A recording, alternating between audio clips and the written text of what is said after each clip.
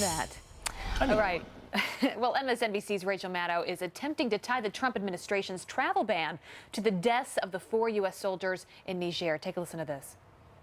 September 24th this year, so 3.5 weeks ago, the Trump administration announced its new Muslim ban. They added in Venezuela and they added in Chad. The government of Chad announced that they had completed the withdrawal of all Chadian troops from their neighboring country, Niger. Right after that, that's when 4 U.S. Army soldiers got attacked by a large contingent of ISIS fighters in Niger, and 4 of them killed within days of the start of the Chadian soldiers being withdrawn.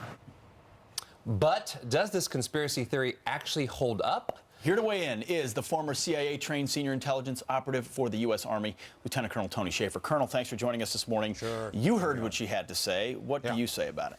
Well, look, Rachel Maddow speaking with authority on military issues is like SpongeBob SquarePants speaking with authority on nuclear physics. I mean, come on. This is beyond the pale, and I'm sorry I couldn't quite find some aluminum foil to put on my head during the time I was watching and preparing for this.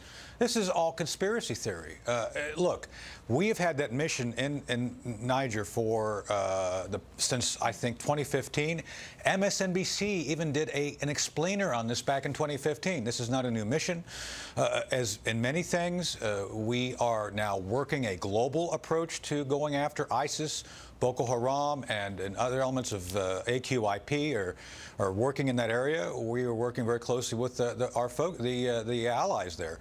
And this whole thing is being politicized once more by the left because they have nothing better to do, apparently. Right. Hey, Colonel Shaffer, can you explain, though, is there anything out there even remotely close from Chad saying the reason we're pulling our troops back is because of this? No, not a thing.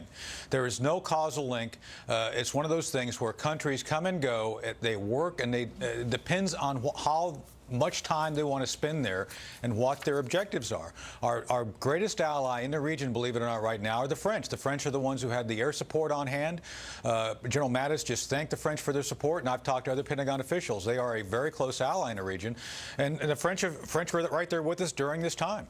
Mm-hmm. And you're spot on when you say we've got to stop politicizing this. I mean, you think about those that died. Sergeant Johnson, who I was just reading a headline about, 25 years old, 2 kids, another one on the way, due in January. Yes. You're thinking about his wife, you're thinking about his kids and his family. And yet here we have the media trying to have a conversation and spilling out these conspiracy theories. But even the left is pushing back on what Rachel Maddow is tying it to. This is a tear out from the Huffington Post. They say there was just one problem. Maddow's theory is just so flimsy that it could be debunked by just a quick glance at a map, let alone a phone call with an expert. Talk to us about the map that they're referring to here. How quickly could that theory be debunked? Well, look, again, you just look at the location of where we're operating versus where Chad is and where those things are going. Look, there's no doubt there's problems in West Africa. We've been dealing with this. I've run operations in that region since just after 2001, after the 9/11 attacks. This is an unstable region, but again, Niger is the focus here, not Chad. And Niger has its own issues. So again, I agree with that assessment. And let's be clear on this, back to your point, Abby. This is about soldiers. These folks, our troops, are out there doing a very hard job trying to extend the Pentagon's success against ISIS in Iraq and Syria. The by, with, and through strategy that General Dunford has put forth of working with allies is working. We just have to make it work globally. So what are the questions we should be asking there, Lieutenant Colonel? What are the important questions you want answers to? Well, the first question is, what can we do to ensure this doesn't happen again? We have to make sure this wasn't some sort of a green-on-blue violence. Pete mentioned Afghanistan before. We've had problems there with the Taliban infiltrating the Afghan army. So we have to make sure that didn't happen. Secondly, we have to make sure that we do give our troops every resource necessary to protect them. Again, it's tragic. This is horrible, but this is war. We are at a global war. And the third point is, look, President Trump has said we're going to win this. So that means we're going to have to put people at risk. This is no small issue. But again, I think we're making progress. We've got to hit this as we're doing at the tactical level, working with allies, as well as going after the message, going after Wahhabism and all these other very severe forms of Islam, which recruits people to this way of thinking. But again, President Trump's given the military and the Pentagon its due, and they're in charge of the war now, and we're making progress. Well, Colonel Tony Shaffer, thank you very much for Hey, thanks, Pete. decoding tinfoil hat theories. You can put it on again later. I tried my best. Thanks. Tony Shaffer, good to see you Much this morning. appreciated. Good seeing you. All right, coming up, former Trump campaign manager Corey Lewandowski calling for the resignation of Congresswoman Frederica Wilson. Will the left listen?